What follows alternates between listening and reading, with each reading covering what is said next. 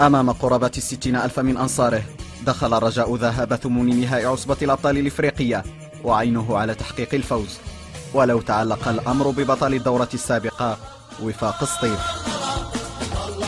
وبعكس ما كان منتظرا، أحرز الضيوف هدف التقدم عن طريق هجوم منظم اختتمه المهاجم محمد بن يطو في شباك العسكري.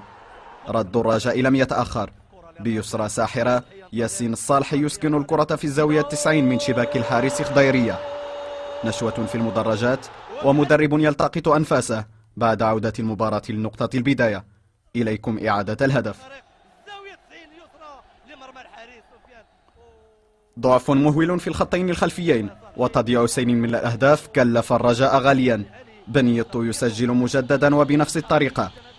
احتفالية اللاعب بالثنائية واكبها ذهول لعناصر الرجاء على مرأى من بضع الجماهير التي رافقت الفريق الجزائري.